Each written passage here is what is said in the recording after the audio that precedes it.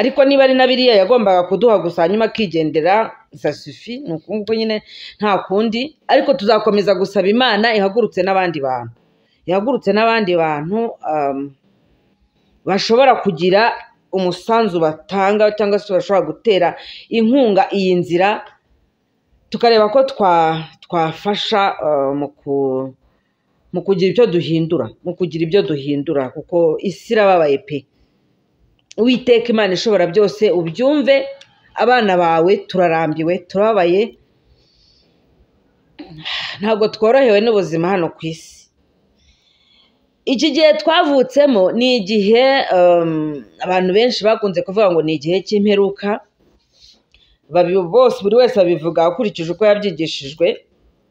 Tubwirwa ko ari igihe cy'imperuka ariko ntabwo ari igihe cy'imperuka gusa, ahubwo ni igihe cy'ihinduka rikomeye cyane.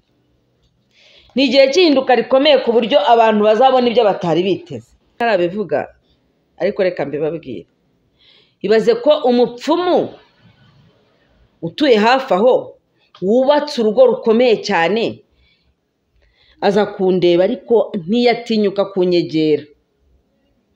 Agumya azunguruka hafi aho ngaho, twajya duhuza amaso agahita areba hasi. Naje geste nk'izo ngizo nongeye kuzibonana umuntu umwe gutya hano mu Rwanda bivugwaho ko akorana n'imyuka mibi.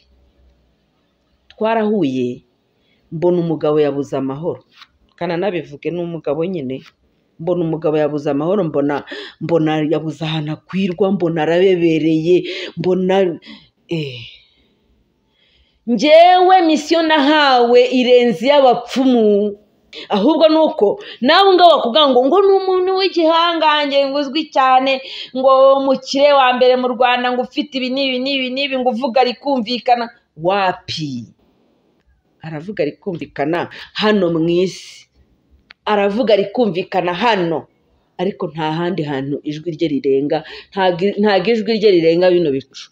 Rishobora kuba ritanarenga igisenge cy'inzu aba yicayemo avugiramo. Usanga twarabicuritse. Ubuyobozi bwacu bugirwa inama n'abagambanyi. Ntabwo amabwiriza yo kujya ku kivumu cya Rwabugiri. Niho nahuriye n'undi nanone nawe duherukana ubwo, kandi nawe ntiyavugaga Ikinyarwanda. Ibaze ko ibyo twavuganye byose byabaye ngombwa yuko undi muntu adusemurira. Bonjour ou bonsoir selon l'occasion, selon les endroits, selon les continents. Mwiriwe cyangwa mwaramutse bitewe naho muherereye. Mugabane wose mwaba muriho, twebwe hano turi mu masaha ya kumanywa, bibaye mu masaa 6. Murakaza neza ku kindi kiganiro tugarutsemo kugira ngo dusoze icyo twari twabatangiriye kijyanye no guhamagara imbaraga z'ijuru, kuzumva, kuzakira ibihereranye na magie christique. Nagiye mbibabwiraho conscience christique, biterwa nuko buri muntu abyita. Hano rero tukaba tugiye gutangirira n'undi ku gice twari tugezeho. Ni ukuvuga ngo twari tumaze gusoza ingingo ya 6, ariko kugira ngo bigende neza turabanza dusubiremo izo twari twabanjijeho, kugira ngo iki kiganiro niba ari cyo uhingukiyeho ubanze umenye neza ibyo turimo, utagombeye kujya kureba ikiganiro cyabanje. Twavugaga ko ibijyanye no gukora magie christique cyangwa se conscience christique, kumenya yuko uri mu nzira nziza, inzira y'ijuru, inzira y'igihamo, inzira y'ukuri, bene buri wese ashobora kwita uko ashaka, inzira y'umucyo, ko hari ibimenyetso cyangwa se hari ibintu nk'icyenda uba ukeneye kuba ufite, kugira ngo ibyo bintu 9 n'ubu ubifite uba uzi neza ko winjiye koko mu mbaraga z'ijuru, utinjiye mu zindi mbaraga izo arizo zose. Nutoraguraho gatoya ukamenya yuko buriya umuntu aje, ni urugero, murabizi ko Abanyarwanda twe tuzi icyo bita umutongero. Ukavuga uti nintongera gutya ngatongera gutya na gutya na gutya birahita byemera. Ariko twagushakamo ibindi bintu 8. Aho ngaho wemera imbaraga z'ijambo, ariko ntabwo inyuma ya za mbaraga z'ijambo ntabwo uzi neza ijambo ryawe riherekejwe n'uwuhe mwuka. Kuko hano imyuka yose irakora, imyuka y'abadayimoni irakora, imyuka mibi yindi itari abadayimoni, itari abayisilamu bakunda kwita amajini, itari abadayimoni, itari n'abamarayika, itari n'imyuka myiza nyine iri aho ngaho, itagize icyo yishe, itagize n'iki kijije, nayo irakora. Wenda ubwo washyiramo n'iy'abazimu ba sogokuru bizeraga, kuko hari uburyo babijyagamo babigendanamo neza baterekereye bakabona birakunze. Kugira ngo rero umenye neza yuko uri muri chemin christique cyangwa magie christique cyangwa conscience christique, ugomba kuba ufite ibintu twari twabitangiriyeho. Icya mbere twabonye ko ari ukwizera guhamye, foi infaillible.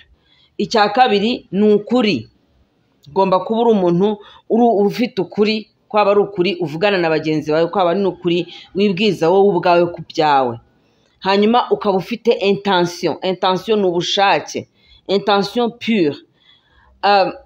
Ni ukuvuga ngo ibyifuzo by'abantu biratandukanye. Hari umuntu wifuza ko mugenzi we amererwa nabi, hari umuntu wifuza yuko yabona umuntu yaguze imodoka kizamuhirika gutyo gutyo. Donc ibyifuzo byawe biba ari byiza, ni ibyifuzo bigana mu nzira y'ijuru, ni ibyifuzo byiza, ni ibyifuzo bijya mu ruhande rw'icyiza. Icya kane ni imbabazi cyangwa se n'impuhwe. Nta kuntu uzambwira yuko usenga Imana ngo nurangiza wishimire yuko umuntu runaka bamwishe, urangiza umbwira uti njyewe nsenga Imana, nemera Imana, ariko kuba umuntu kanaka bamwica nta kintu bitwaye. Urumva aho ngaho uba uguye mu ntege nke. Ukwiriye no kubitekereza, wasanga byakubayeho ukabisabira imbabazi. Ndavuga ariko muri cya gihe abantu babiri baba bahanganye bafite ibyo bapfa. Ntabwo mvuga babandi baraswa cyangwa se bicwa kubera ibyaha runaka bakoze byamenyekanye, hanyuma wenda ngo agashaka kurwanya inzego z'umutekano, wenda ngo ukumva ngo yashatse kurwanya inzego z'umutekano cyangwa se yashatse gutoroka baramurasa. Iyo ngiyo ni indi case kuko isi itari yahindukizwa n'abana b'umwijima ngo bayishyiremo amategeko adasobanutse, umuntu yicaga undi nawe akicwa. Bitandukanye nuko dushobora kubona umuntu wenda tuvuge bakamuhora ko arwanya ubutegetsi, icyo ni kimwe, cyangwa bakamuhora yuko yashinze ishyaka, cyangwa bakamuhora yuko, cyangwa se n'ubundi akaba ari no ku butegetsi ariko abandi bamucurwaho bakamwica. Mujya mwumva ibitero bituruka hanze bigamije kuza wenda gukuraho ubutegetsi mu bihugu bitandukanye, cyangwa muri za kudeta. Ibyo bintu ntabwo uba ugomba kubifatamo uruhande ngo uvuge ngo wishimire yuko bibaho, wishimire yuko hari umuntu wicwa kubera imitekerereze ye, kubera imyemerere ye, kubera uburenganzira yumva afite ku ijambo n'ibindi n'ibindi. Donc compassion ni imbabazi ugirira abandi bantu, imbabazi cyangwa se nanone impuhwe. Hanyuma conscience de l'intervention divine à chaque instant, ni ukumenya ko ibyo urimo gukora cyangwa n'ibyo ushaka gukora, n'ibyo ugiye gukora, n'ibyo uzakora, n'ibyo uzifuza gukora byose, ugomba kubihamagaramo imbaraga zihambaye z'ijuru, akaba arizo zibikora. Kandi ukizera ko izo mbaraga zigiye kubikora. Apana guhagarara ngo wigire igitangaza wumve yuko ari wowe ubikoze. Icya gatandatu, urabona birimo biragira gutya bikifunga, murambabarira. Icya gatandatu ni uburenganzira, ubwigenge, umudendezo, la liberté de s'accorder énergétiquement la liberté, se libérer de toute attache. Iki ngiki twabonye ko ni uburyo uba ugomba kwizera ko imigozi yose yari guhambiriye mu bihe byashize yakuvuyeho. Imigozi yose yaguhambiriye, imigozi ya za karande, imigozi y'ibituruka mu miryango, imigozi y'ibituruka mu buryo nawe ubwawe utitwaye neza, imigozi y'ibituruka mu nzira zitandukanye, zigenda zitubaho n'imigozi y'abakurogarega n'imigozi y'abarozi. Buriya imigozi y'abarozi igira imbaraga cyane igihe cyose twabyemeye cyangwa se twatekereje ko bikunda. Icyo gihe bitugiraho imbaraga, ariko iyo twamaze kumenya yuko hari imbaraga zindi zihambaye zidushyigikiye ziri mu ruhande rwacu, imigozi y'abarozi ntabwo igira imbaraga, ntabwo itugiraho imbaraga ngo itukore uko yishakiye. Twari tugeze kuri icyo ngicyo cya gatandatu rero, wenda turongera dusigaje bino bitatu bisigaye. Nshimira cyane abantu barebye kiriya kiganiro, nshimira cyane abantu baduhaye ibitekerezo. Hari uwatubwiye ngo uzatunyuriremo muri make ubuhamya bwawe. Ubuhamya bwanjye ni burebure muvandi. Amazi yatembye ageze kure, amazi yatembye ageze kure. Ku myaka mfite nta nubwo nzi ahantu nabihera. Nigeze mvugana n'umuntu, hari umuntu twavuganye ngo amfashe twandike igitabo, aranabinyemerera. Ntegereje ko azabona umwanya nkamuha sitori yanjye, noneho we akayiredija mu buryo bw'abanditsi b'ibitabo babizi babimenyereye.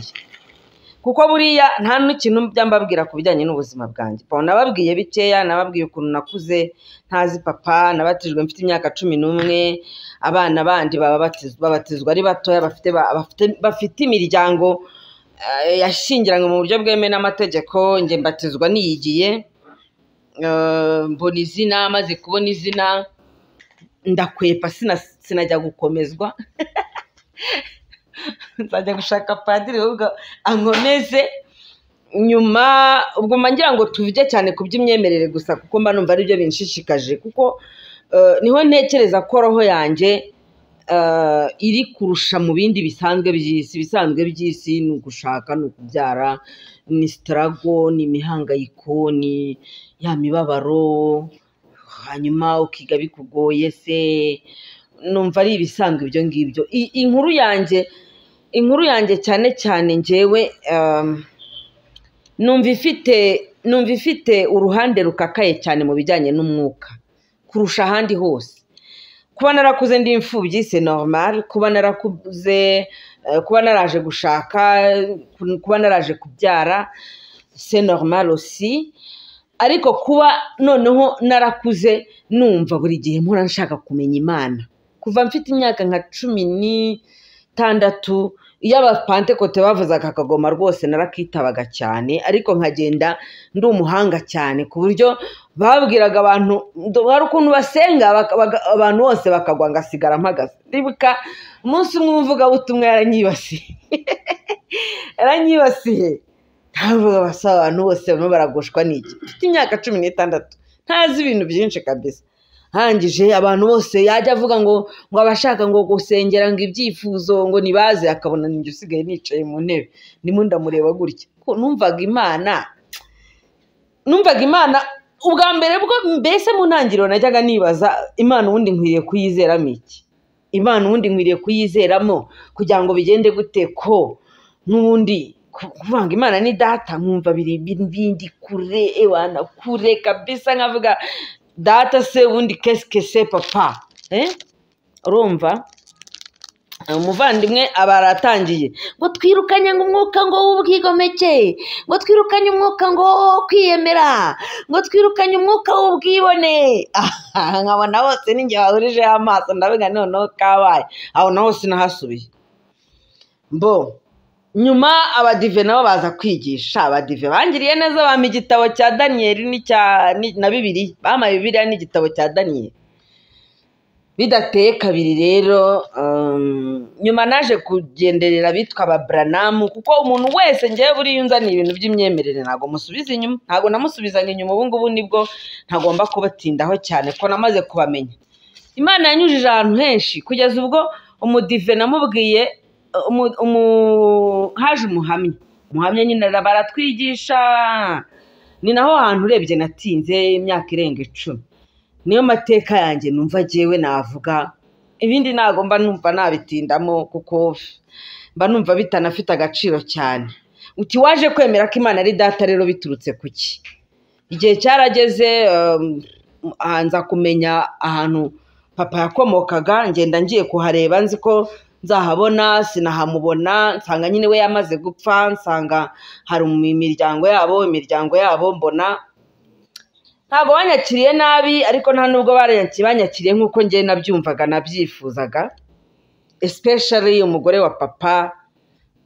Numva nta n'impamvu yo kubitindaho, cyakora numva igikomere kirashize, kuko mbere ntari nanazi ngo mvuka mu yihe ntara yo mu Rwanda. Hanyuma birangira nyine shize umutima hamwe, nsubira no kwiga. Ubwo nari naramaze no gusohoka mu batemwe, mbese nasohotse mu batemwe aba aribwo ntangira gutekereza ibintu byinshi bimpanze. Niho nyangira idini uribamo rikagupfundikira ukamera nk'uri mu kibindi ntabwo nyiri mu batemwe najyaga ntekereza cyane ngo nibaze ngo ariko ubundi papa ngo ibiki n'ibiki, baze ko nagiye kumushaka nkasanga deja yarapfuye ndi mu myaka irenga 20 hanyuma maze kugira rero maze kwiga ninjira noneho mu barasta.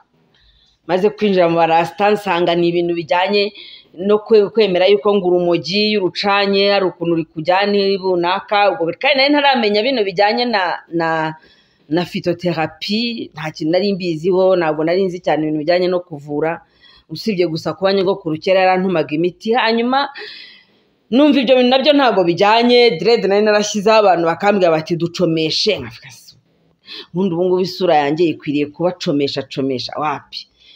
Imana irandeba ibona ntabwo ibyo bintu nabibamo gutyo meze nk'uri mu kibindi. Urumva imyaka yose namaze nibereye mu batemwe murabizi ni ugusoma Bibiliya, gusoma ibitabo bishamikiye kuri Bibiliya, ubundi ufite uburenganzira bwo kujya kubwiriza akabwiriza akajyana n'abandi, utabufite akijyana, cyangwa se nyine ubwo ngubwo ntubura ibindi bigufata. Ariko nkagataho ngaho nkakora akazi ko guhinga imboga, nkakunda guhinga ibintu by'imboga zitamenyerewe muri quartier. Nari ntuye na nubwo bajya binyibutsa. Hanyuma nza kujya no mu bintu byo kuboha, gutunga amasaro, gukora ibintu by'imitako mu masaro no kuboha.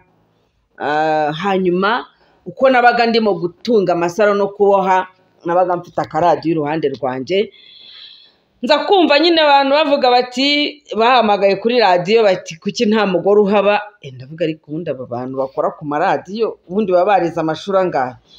Ko mfite diplome yanjye y'amashuri 6 buriya ngiye ntabwo nagasaba, ariko se ntarize itangazamakuru. Ndaperereza amenya yuko burya atari bose baba bafite diplome mu itangazamakuru, njya kugasaba, ngezeyo baranakampa. Nuko ninjiye kuri radiyo nyikoraho. Hanyuma Imana kuba yaranyujije kuri radiyo ni ibintu byanshimishije cyane, byanamfashije kuko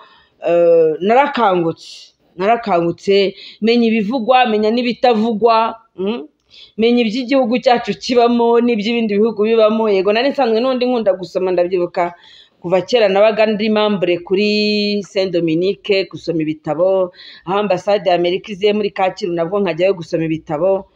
Nkunda gusoma ibitabo mu buzima, nkunda ibitabo cyane, ni nacyo kintu kimfasha. N'ubu ngubu nkoresha izo bita livre audio. Hanyuma ubwo hamwe no kuri Facebook mba nkubitanye na panafricanisme y'umuntu witwa Abanyarwanda Barundi. Haba hajeho witwa John Mugabo, akajya avuga ibintu nkumva bimeze nk'iby'Abanyarwanda Barundi postinga, ariko nanone bifite ahantu bitandukaniye. Bya John Mugabo byabaga biri ku murongo cyane kurusha iby'Abanyarwanda Barundi. Dutangira kumukurikira, dutangira kumwumva, dutangira kugendana nawe, twumva ari umuntu ugiye kuzadukorera ikintu, ku buryo hari igihe kizagera tugafata umusozi umwe muri Kigali cyangwa se no mu Rwanda, tukajya tuwuteraniraho kabisa nka kumwe Yesu yabaga afite. Twari dufite ambition zirenze. John Mugabo nyine twamubonagamo nk'umuntu uzadukorera ikintu kimeze hari ukuntu nyine umuntu ari umwigisha akanababwira ati ngende Kristo reincarné, ndi reincarnation de Jésus. Mujya mubyumva mu bindi bihugu. Nyine n'ubwo buryo twamubonagamo, tukabona n'umuntu uri mystique, tukabona n'umuntu uzatugeza ahantu, tukabona n'umuntu isaha n'isaha donc tuzafata tugatora nka delegation tukagenda tukajya nko muri presidence tukavuga tuti ibi bihugu byacu bigende gutya na gutya na gutya u Rwanda rutegeka Afurika u Rwanda ruyobora Afurika ibintu twabaga turimo nyine twibwira wenda na n'ubu ngubu babigumyemo baracyabyibwira kandi ndabona ndatekereza yuko bitaba ari bibi. Nyuma haza nyuma ya John Mugabo hazana n'uwitwa Claude Mpetamacumu njya mbona mumumbaza nawe none se ko mumumbaza ntago mwabambaza ni abantu ngenda nkurikira bitewe n'ibyo nshaka ngiye ku bwanjye ntabwo mbafata ntabwo mbafata nk'uko nsoma ibindi bitabo byose cyangwa nk'uko numva abanyamakuru bo ku maradiyo wapi. Abo ngabo ni abantu mfata nk'abamarayika Imana ibinyoherereje. Njye mbafata nk'abamarayika Imana ibinyoherereje hahandi avuga ibintu ukumva neza arimo aragenda ajomba agati kuri hahandi inyota yari yarakwiciye hamwe inyota yari yarakwiciye. Ubwo sinababwiye n'uwitwa Rasbanamungu ndagushuje cyane ari muri Australia nawe niwe wanyinjije muri Rastafarisme cyakora iyo nyinjiramo simbona uburyo bwo kujya kuri radio bumva ndi muri gereza tu kuko bafite rya shyaka kuvuga no gukanguka cyane kumva ibintu cyane. Ubwo yabaga ari kumwe n'umudamu witwa Kim Angel Kimi uzabona iki kiganiro umunyarwanda azamunsurize nawe ni umu Australienne. Ariko ubwo hari abandi benshi nasimbutse hari abantu benshi bagize uruhare mu buzima bwanjye kera cyane. Ntabwo ndibwirirwe wenda bose mbavuga nta nubwo nzi neza niba byabashimisha ariko icyo ngira ngo nerekane ni inzira yanjye yo mu buryo bw'umwuka inzira yanjye y'iby'umwuka uburyo yagiye igenda. Uyu munsi rero ndi muri Institut Kamit bayita ngo iki dufite na groupe kuri Telegram no kuri WhatsApp muri Institut Kamit muri les Africains combattants n'ibindi ntabwo wenda bikaze cyane. Hanyuma ariko kuva kuri radio naje kurwara ndwaye abantu baramvura bamaze kumvura bampa mission yo kuvura abandi. Hanyuma nubwo buryo ninjiye mu cyo bita Brahma Kumaris niga ibijyanye no kuvanga ntabwo nizi ibijyanye no kuvanga ibirungo nizi ibijyanye na yoga gukoresha meditation amasomo makeya. Hanyuma haza n'umuntu uvuye hanze aduhugura ibyumweru bikeya hanyuma nkomereza online mu majyepfo y'Ubuhinde ahitwa Kerala. Mfite certificat mu bijyanye na medicine ayurvedique. Ibindi ni ubushakashatsi. Hanyuma kuko iyo ngiyo medicine ayurvedique yifashisha ibimera n'ibyatsi n'amazi n'ubutaka n'umwuka n'ibindi. Ubwo ko ngenda nkora ubushakashatsi nkagwa nko ku mwanditsi runaka wanditse ibi wanditse na biriya. Hanyuma ntekereza ko buri muntu waje mu buzima bwanjye yahaziye igihe kandi ndatekereza ko igihe cyose nkiriho hazaza n'abandi cyangwa nabo tutakibona bakazagaruka nk'uwo nguwo Mpetamacumu cyane yanyigishije ibintu bikomeye cyane namwigiyeho ibintu bikomeye cyane kandi numva rwose mfite ishimwe mfite no kumusabira bikomeye cyane kuri Nyagasani amwiteho aho ari hose. Hanyuma twaramubuze abimenye ko twamubuze. Urukundo rwamusunitse kugira ngo akore biriya bongerera umusunika akore n'ibindi ariko niba ari na biriya yagombaga kuduha gusa hanyuma akigendera ça suffit nuko nyine nta kundi. Ariko tuzakomeza gusaba Imana ihagurutse n'abandi bantu bashobora kugira umusanzu batanga cyangwa se bashobora gutera inkunga iyi nzira tukareba ko twafasha mu kugira ibyo duhindura kuko isi irababaye pe. Uwiteka Imana ishobora byose ubyumve abana bawe turarambiwe turababaye ntabwo tworohewe n'ubuzima hano ku isi. iki gihe twavutsemo ni igihe abantu benshi bakunze kuvuga ngo ni igihe cy'imperuka, bose buri wese abivuga akurikije uko yabyigishijwe. Tubwirwa ko ari igihe cy'imperuka, ariko ntabwo ari igihe cy'imperuka gusa, ahubwo ni igihe cy'ihinduka rikomeye cyane.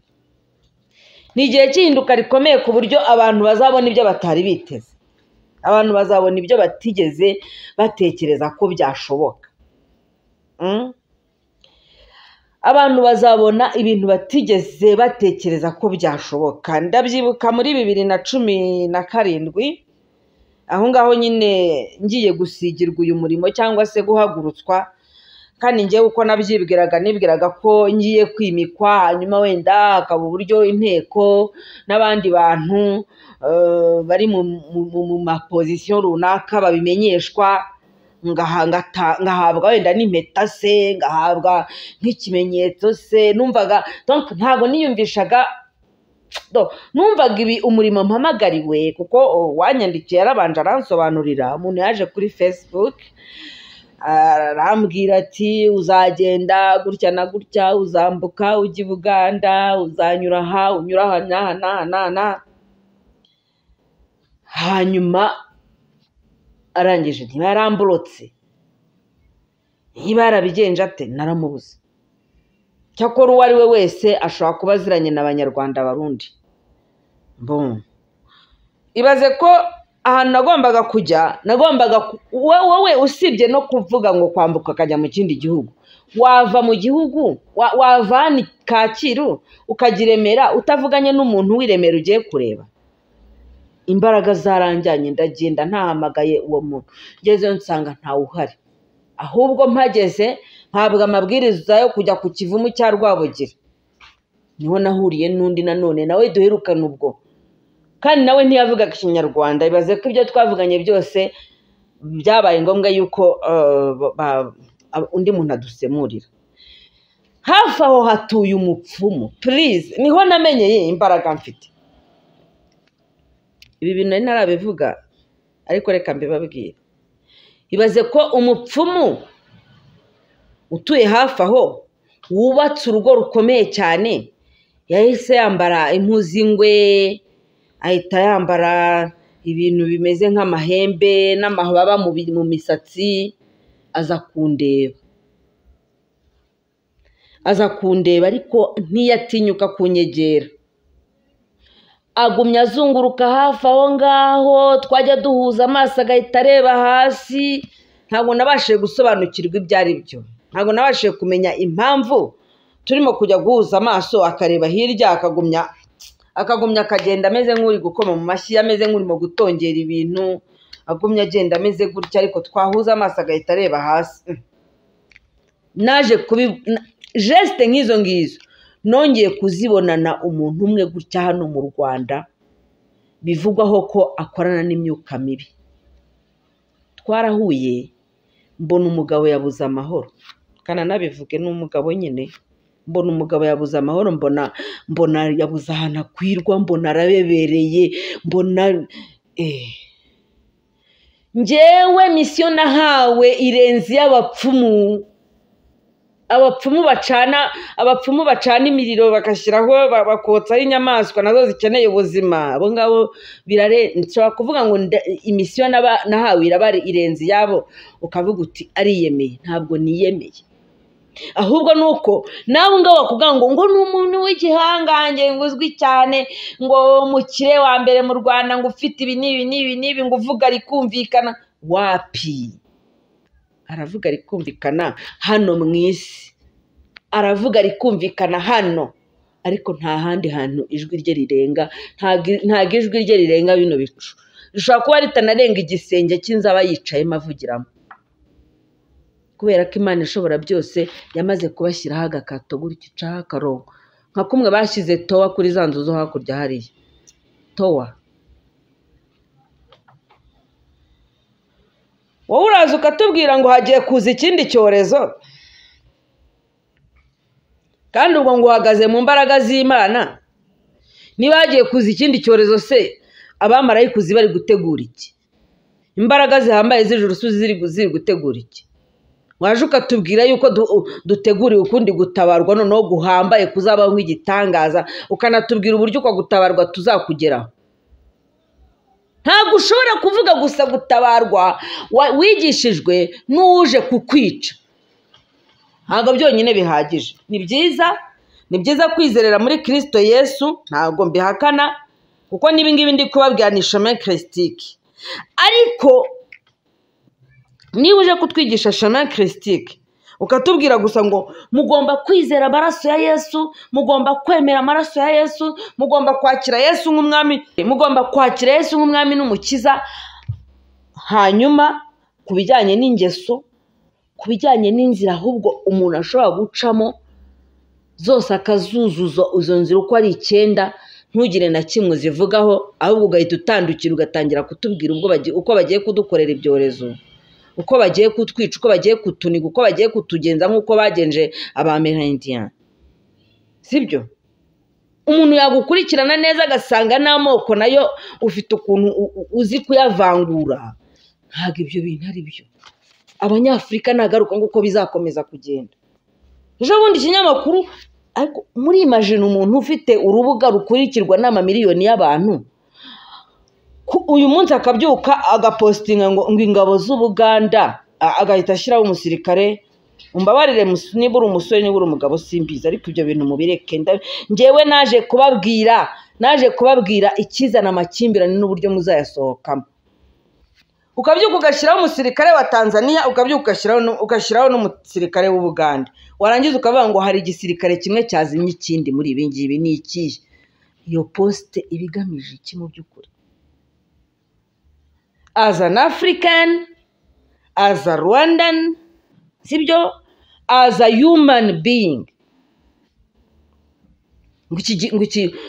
biriya ushaka kubipostinga uri nko mu Budage, urimo kugereranya igisirikare cy'Ubudage n'icy'Ubufaransa, bakagufata bakabigushyira ahantu bakabikubaza neza, kuko bo n'imipaka yabo ntabwo ifite ikintu gikomeye cyane ibatandukanyijeho. Bazi ko bagomba kubana, bazi ko ari abanyaburayi bagomba gushyigikirana. Mwarabibonye ejo bundi Ukraine irwana na Russia, uburyo impunzi zivuye muri Ukraine zakirwaga mu bundi Burayi. Wowe uraza ukavuga ngo igisirikare cy'Ubugande cyazimye cya Tanzania, cyangwa icya Tanzania cyazimye cy'Ubugande. Kute? Abanyafurika ni mwege mwagenewe kubindwanyi no kwirirwa murwana murimburana. Ni ibintu ubundi bigera muri bingahe bazabarimbuza nimutamenya ubwenge ngo mubivemo. Mugomba kuba umwe, mugakirira hamwe, cyangwa se mugagumya gushwana mukarimburana bikarangira ibyanyu, aho mutuye hakazaturwa n'abandi. Ngo nicyo mushaka. Igisirikare cy'Ubuganda cyarwana n'icya Tanzania, ejo uzazana none icy'Uganda n'icy'Uburundi, ejo bundi uzana icy'Uburundi n'icya Kongo, ejo bundi uzana icy'u Rwanda n'icya Kongo. Bite byanyu? Niba ufite amahirwe yo kugira ijambo muri ino si, gerageza ijambo ryawe urikoreshe mu kubiba amahoro, apana mu kubiba inzangano. Hanyuma rero bagehazi dufite hano, bagehazi bahora babona ingabo z'umwanzi zikomeye. Reka nze mbasomere mu gitabo cya 2 cy'Abami, igice cya 6, turahera ku 8. Muri iyo minsi umwami w'i Siriya yarwanaga n'Abisirayeli, maze ajya inama n'abagaragu be, aravuga ati, ibunaka niho hazaba urugerero rwanjye. Ariko uwo muntu w'Imana agatuma ku mwami w'Abisirayeli ati, wirinde guca ibunaka, kuko ariho Abasiriya bamanukana kugutera. Umwami w'Abisirayeli nawe agatuma umuntu aho ngaho umuntu w'Imana yabaga avuze amuburira, nuko akajya akira muri ubwo buryo, si rimwe si kabiri. Ibyo bituma umwami w'i Siriya ahagarika umutima cyane, ahamagaza abagaragu be arababaza ati, mbese ntimwambwira umuntu wacu wifatanyije n'umwami w'Abisirayeli? Umwe mu bagaragu be aramubwira ati, oya nyagasani mwami, ahubwo Elisa umuhanuzi wo muri Isirayeli niwe ubwira umwami w'Abisirayeli amagambo uvugira ku murere. amagambo umwanzi avugira ku murere Imana ibiyumva kandi yabwira abantu bayo. Arababwira ati nimugende murebe aho ari ntume abo kumufata. Baramubwira bati ari i Dotani. Ahera ko yoherezayo amafarashi n'amagare n'ingabo nyinshi, bagenda ijoro ryose bagota uwo mudugudu. Maze umugaragu w'umuntu w'Imana azindutse kare mu gitondo arasohoka abona ingabo n'amafarashi n'amagare bagose uwo mudugudu. Umugaragu abwira shebuja ati biracitse databuja, turagira dute? Aramusubiza ati witinya, kuko abo turi kumwe ari benshi kuruta abari kumwe nabo. Nuko Elisa arasenga ati Uwiteka ndakwinginze muhumura amaso arebe. Nuko Uwiteka ahumura amaso y'uwo musore arareba, abona umusozi wuzuye amafarashi n'amagare by'umuriro bigose Elisa. Tukagarukira ibindi nawe wakomeza ukabyisomera mu gitabo cya 2 cy'Abami mu gice cya 6 uhereye ku murongo w'8. Umwami w'abanzi b'Abisirayeli yapangaga urugamba akarupangira ku murere akabivugira mu cyumba cye, ariko abanzi b'iyi si bo nta nubwo babipangira ku murere. Wapi, baba bafite abantu babo bakoze ubushakashatsi bagize gute bakabatamaza, kuko ntabwo ukuntu umwanzi afite imigambi yo kurimbura abatuye isi ntabwo ariko abantu be bose babimushyigikiyemo. Harimo abatabimushyigikiyemo, none abo batabimushyigikiyemo bakabigeza muri media, bakabivuga mu mbuga nkoranyambaga, bakabivuga mu ikoranabuhanga, nyine bikaba byagezemo. Hanyuma umuhanuzi wize teoloji uvuga yuko abwirwa n'Imana, aganira n'Imana, agira ate ibyo ngibyo akaba ari byo abona.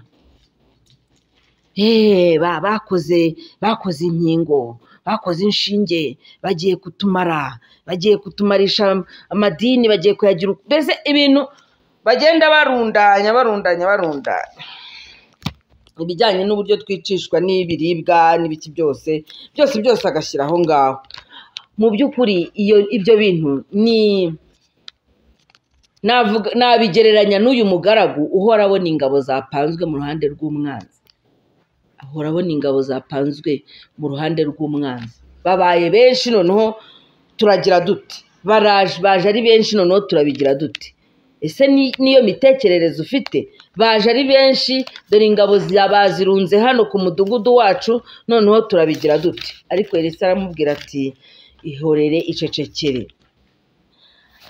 humura witinya, kuko abo turi kumwe nabo ni benshi kuruta abari kumwe n'abariya.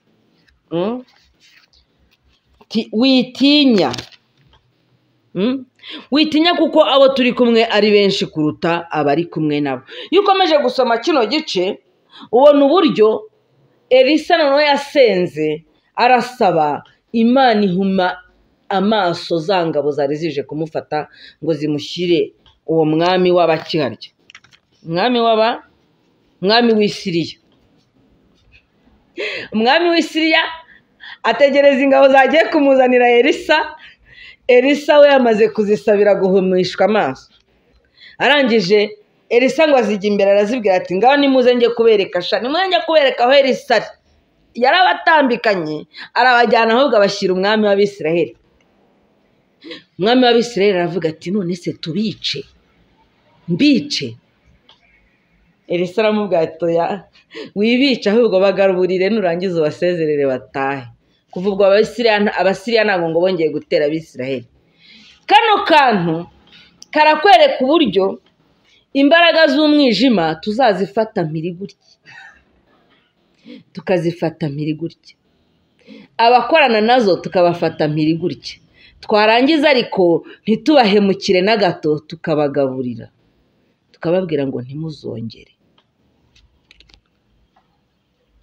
Umuntu wese wifatanyije n'imbaraga z'umwijima guhemukira Abanyafurika, umuntu wese wifatanyije n'imbaraga z'umwijima guhemukira Abanyarwanda, umuntu wese wifatanyije n'imbaraga z'umwijima guhemukira abahanuzi ntabwo akwiriye kwicwa, ntabwo akwiriye guhemukirwa, ntabwo akwiriye kugererwa mu kebo yabagereyemo, ahubwo tuzamufata tumubwire ngo noneho tubigenze gutya. Kandi l'union fait la force, twifatanye noneho aba bantu barimo gushaka kuduhemukira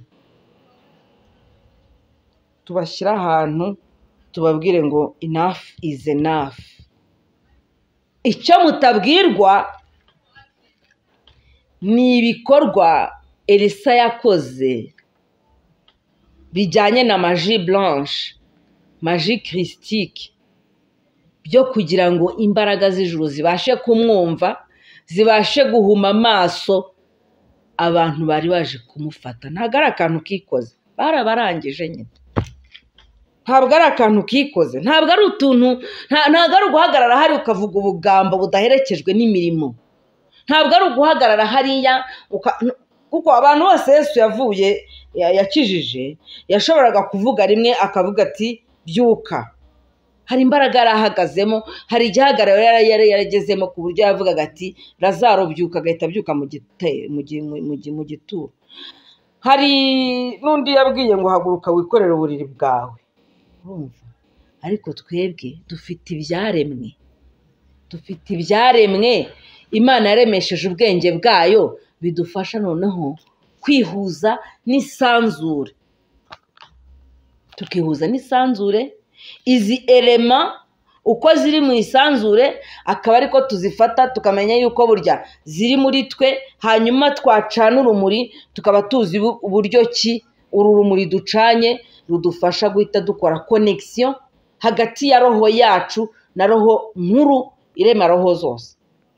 Hanyuma umuntu akaza akakubwira ati ibyo bintu rwose we byihorere, rega n'ubundi ntabwo ari ngombwa yuko buri muntu wese ahantu ari, sibyo, abaho nk'umutambyi. Oya, ntabwo buri wese akeneye kubaho nk'umutambyi.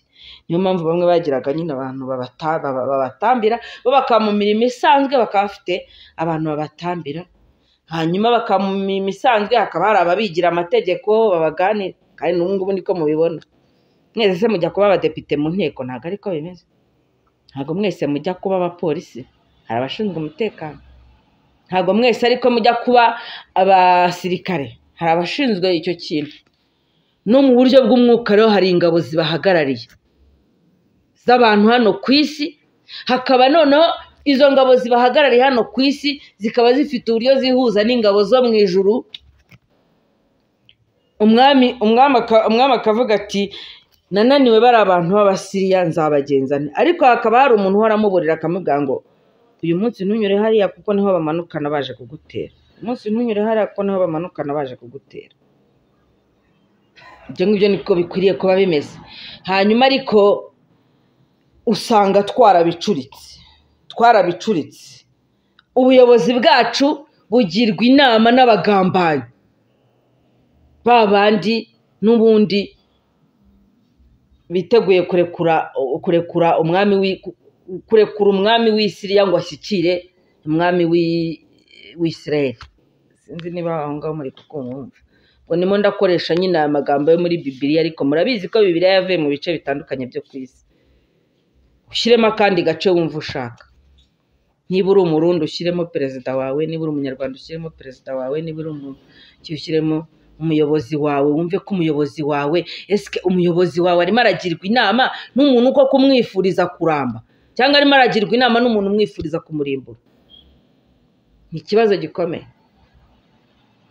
gikomeye, kuko urahagarara ukavuga uti tuzakizwa, tuzatabarwa, tuzagira gutya, ariko uko gutabarwa n'ubundi ukakuvuga muri sansi y'uko uwo ushaka kukurimbura aribwo buryo yashatse kuzajya ubibonamo. Aho ntugomba kuharenga. Kandi mu bintu byinshi tubona muri chemin christique, muri magie christique, hari ahantu ugomba kurenga wowe, hari ibintu ugomba kurenga, hari urwego ugomba kurenga.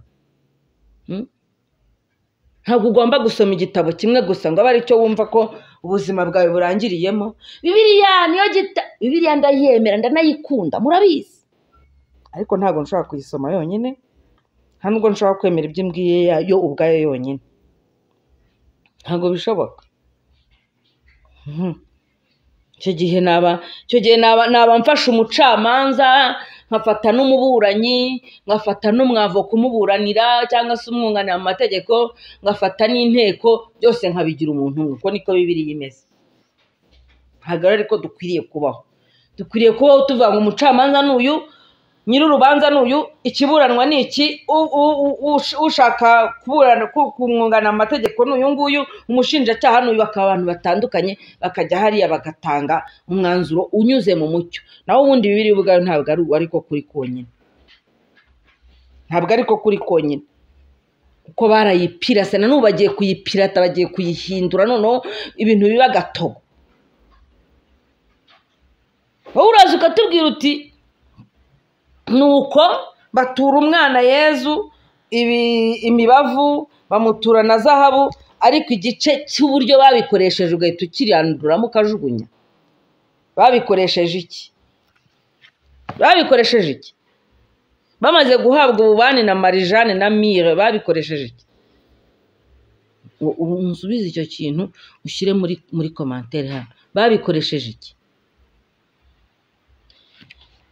Uze no kureba mu ndirimbo ya Salomo, sinibuka neza, ahantu umugeni avuga ngo ubu bubani ngo uyu mubavu uhumurira umukunzi wanjye aho araryama atuje n'ibiki. Wowe umugabo wawe arakunanira, ntushobora no kumucanira kawudi nk'aka ngaka ngo ugafata ugacane mu cyumba ahumure neza, imyuka y'inzangano ivemo. Ntabwo uzi abararaga muri ibyo byumba uko bari barabigenje mbere. Ntabwo uzi niba wenda tuvuge hari imbaraga mbi ziherekeje umugabo wawe cyangwa umugore wawe ngo uzirukane, warangiza ukavuga uti urugo rwananiye. Urugo rwakunaniye nye, urugo rurakunanira. Nta nubwo ari urugo gusa rukunanira, urugo rukakunanira, wanabyara abana nabo bakakunanira, donc ukaba mu kibazo gikomeye cyane. Ahantu nahoze nandika urugo rurakunanira. Uri umugabo cyangwa umugore, ntushake impamvu yabiteye. Washatse umugore wanga kumukwa. Uzi ko hari abantu barimo kubagira ibivume mutabizi mwebwe. Umuntu arikora akavuga ngo kuko ari umufeministe ngarwanya inkwano, namwe mukamwemerera. Mukamwemerera. Barimo barabagira ibivume. Muzagende mubaze mu bice bya Afurika ikirimo wa muco karande wa undi wa nyawo, urebe ukuntu inkwano bayubaha kugeza ubwo bakwa n'umurambo. Kubera iki? Kubera ko ubwo nagiye mu yindi sujerega. Kubera ko iyo umukobwa agiye gushyingirwa, imyanda yose, byaba n'ibyo kwa nyirakuru n'ibyo kwa nyirasenge n'ibyo kwande, byose biba bigomba gusigara iwabo, bigasigara mu nkwano bamukoye y'itungo. Ariko apana ibyo ngibyo mwazanye by'amafaranga. Tungo rikabisigarana. Cyangwa wenda naho itungo ridashoboka, ntacyo. Itungo ridashobotse, ariko ayo mafaranga nubwo wenda nabyo wapfa kubitorera, aramutse abonetse si kimwe nuko atahaba, ariko haboneke ingwate iwabo w'umukobwa basigarana. Nyuma y'igihe runaka bafate muri ya ngwate batanga indongoranyo. Imyuka mibi yose babe barayicecekesheje, babe barayizibije. Funga kinyo. Uzibeshye noneho waranze gukwa umugore wawe, cyangwa niyo waba nta kintu kinini ubiziho, ufata umwana wawe, sibyo? Ngo mwarabyaye, ntiwigeze uca mu irembo, ntiwigeze ugira ute, ba bana mumaze kubyarana ukabohereza kwa nyirakuru bakajya kurarayo. Ushobora kuba nawe nta kintu kibi ari bukore, ariko imyuka ni imyuka murwanya Satani nawe azabahunga. Hari ahantu rero noneho ushaka kumwohereza, noneho banabizi bakarara bamuraba ingwa. Kana kamara gusinzira bakagatotobeka ingwa ahantu hose, barangiza bakazana bya bindi byose kugumirwa bizabe kuri uyu, ubukene bwose buzabe kuri uyu, imyaka yose tuyishyize. Umwana we bakamugira bouc émissaire. Bouc émissaire muzi icyo ari cyo? Mu bice byo muri Afurika ya ruguru bafata ihene, abagabo bo mu mudugudu wose bakayegera bakayishyiraho ibyaha byabo bakayohereza mu butayu. Umwana we nawe bamugize nk'iyo sekurume y'ihene bohereza mu butayu. Uri aho ngaho uzi ibintu by'imyuka biririre, mukanguke mumenye ubwenge. Ibintu by'imyuka biririre birahari. Mureka kwivugishwa ngo ibyo bintu se ngo biracyabaho, bitakibaho se mwaba babwiye ko imyuka isaza. Ntabwo imyuka isaza. Yihambirize riva ubeho ubuzima bwiza, kandi ibyo ngibyo ubikore ukoresheje magie christique. Ubwo rero tubonye impamvu tugomba kwinjira muri magie christique, kandi tuzagenda tuyinjiramo akantu ku kandi.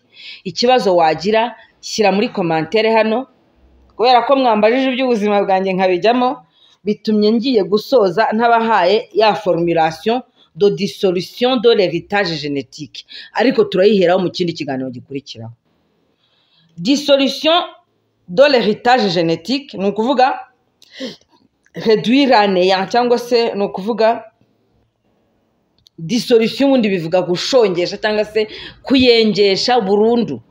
Dissolution, ikintu kiba dissolu iyo kijugunye nko muri acide kikayenga kigashira ntihongere kugaragara n'umurambo wacyo, sibyo? Tuziga rero uburyo umuntu akuraho umurage uturuka mu miryango, héritage génétique. Byabi ngo arwaye diabete, ngo kako no mu muryango harimo umuntu wirwaye, barwaye ngo ibiki, ngo kwako ngo hari n'umuntu wirwaye, ngo mu muryango ngo harimo abantu byayobeye, ngo nawe ngo oya. Ibyo bintu tugomba kubikorera dissolution. Nzababwira uburyo umuntu abikora, kandi maze kubona ibihamya byinshi ko bishoboka, bibaho, birakunda. Nangaga kubivugaho cyane, nabigirira experience, nabibona. Ingingo ya 7 rero murabizi ko 6 twazihereyeho, ubwo nazinyuzeho muri make. Ubu niwumva utumva neza, utabyumva neza, ujye mu kiganiro cyabanjirije iki ngiki. Ingingo ya 7 iravuga expansion. Être en accord avec le principe de l'expansion et accepter d'évoluer dans la vie. Expansion ubwo nabyo ni ukwaguka. Mu by'ukuri kwemeranya neza ugahamanya n'umutima wawe ko ugomba kwaguka, ukemera kugira impinduka mu buzima. C'est ouvrir son mental à toutes les infinies possibilités exceptionnelles, sans être limité ou freiné par les expériences difficiles de son passé. Nugufungura intekerezo zawe, le mental. Nugufungura intekerezo zawe ukazifungurira ibintu bitarondoreka, bidasanzwe, bigomba kuba mu buzima bwawe, bimeze nk'ibitangaza. Kuko hari ibintu bishaka kukubaho. Nk'ubu ngubu tuvuge, reka mbaye nk'urugero. Usibye aho ngaho i Bugande nababwiye nagiye, ahandi hantu nageze ni i Burundi, nabwo apana Bujumbura, hano zibita za Kirundo. Emera donc akira muri wowe guhinduka, ku buryo niba utarigeze ugira ingendo ukora, uyu munsi uvuga ngo noneho ngiye kugenda ngere no ku mpera y'isi. Kandi uri umuntu abantu bazi nka Kazaniya ni umuntu utajya uva iwabo. Ese witeguye kwakira impinduka? Witeguye kwakira izo mpinduka ku buzima bwawe? Infini possibilité exceptionnelle sans être limité, hatabayeho gutangirwa no kubogamirwa cyangwa se no kuzitirwa n'ikintu icyo ari cyo cyose giturutse mu byo wabayeho mu gihe cyashize. Uri tayari? Niba ushaka kwinjira muri magie christique, iki ngiki ugomba kuba ukiteguye. Atari ukuvuga ngo ngo ntabwo ngo nigeze ngenda, ngo nta nubwo ngo nta n'uwacu wigeze agenda. Fine, wowe rero none ugiye kugenda. Icya 8, s'accorder avec le principe de l'expansion du cœur, ouvrir son cœur physique, son cœur mental, son cœur émotionnel, son cœur atmique, son cœur christique, donc s'accorder, kwiyemerera cyangwa se kwiha, s'accorder, kwiyemerera, donc kwiha intego yo kwaguka mu mutima wawe, ukaguka, waba umutima w'ibifatika, umutima w'ibidafatika, umutima w'intekerezo, umutima w'amarangamutima, n'umutima w'ibijyanye n'imyemerere. Noneho ukaguka hamwe. Nyambabwira ngo ngewe abakristu biziza Pasika nkayibifuriza, bwacya abayisilamu bajya muri Ramazani nayo nkayibifuriza, abana babatizwa nkabibifuriza, abana baba mbere mu gusoma Korowani nkabibifuriza, abayahudi bagira umunsi mukuru wabo nkabibifuriza, abanyetiyopiya bakwishimira ubwigenge bwabo nkabibifuriza, nkabyishimira. Expansion du cœur atmique, atmique, donc kuzamura ibijyanye na roho yawe ikajya, bya bindi padiri abwira abakristo ngo imitima yanyu nihugukira iby'ijuru. Burya nicyo bababwiye, umutima wawe ukawutegurira guhugukira iby'ijuru. Le cœur atmique, le cœur christique, noneho iyi nzira iyi ngiyi turimo ijyanye n'ibijyanye no gusigirwa, gukora umurimo wera, kuko Kristo bivuga Christos, bivuga umuntu wasizwe, wasigiwe, cyangwa se washyiriweho, wasigiwe ibijyanye n'ubutumwa bwiza, ibintu nk'ibyo ngibyo. Ukaba witeguye au plus haut potentiel et être ouvert pour recevoir ce qui arrive comme expérience lumineuse de vie. Witeguye kwakira ibiba bikaza bimeze nk'urumuri ruhambaye rumurikira ubuzima bwawe, urumuri ruhambaye rumurikira ubuzima bwawe. S'harmoniser avec le principe de l'action aimante, icyo ni icyacyenda. Le principe de l'action aimante ni ikintu kijyanye no gutanga, noneho no kugira urukundo. Ibyo ukora byose, ibyo uvuga byose bikaba ari ibintu byinjira cyangwa se winjizwamo n'urukundo. Ese ibyo ukora byose ubyinjizwamo n'urukundo, ubihabwa n'urukundo, ubishyizwemo n'urukundo, ubikora kubw'urukundo.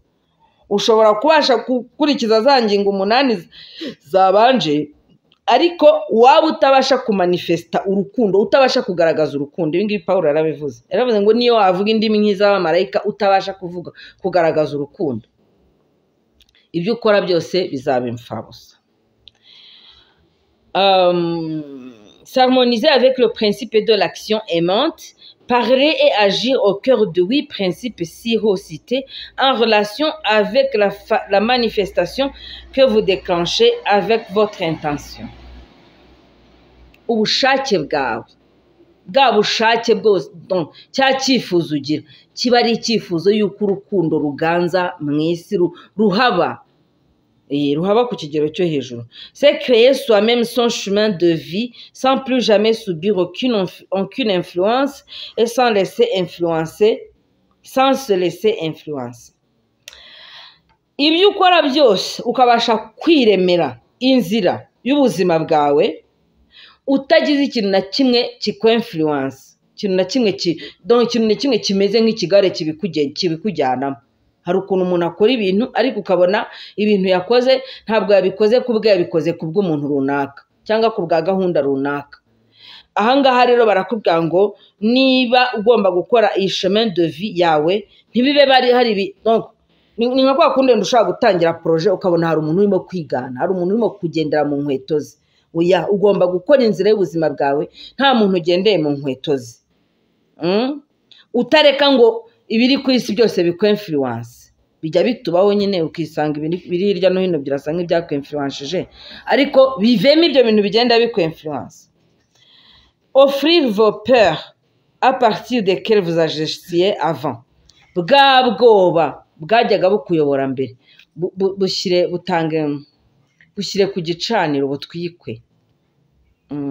Bushyire ku offrir, butange nyine, uhamagara imbaraga z'ijuru. Ibyo nabyo bifite ukuntu bikorwa, hanyuma nibyo bita invocation.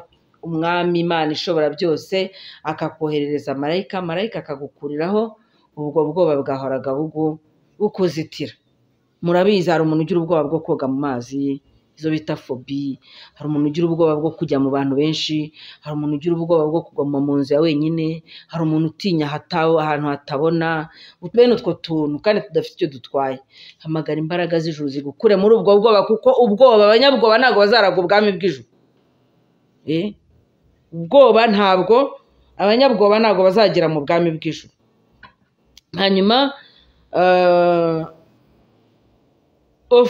offrez-les à votre présence divine de façon à ce qu'elle soit transmutée en amour, en lumière de création.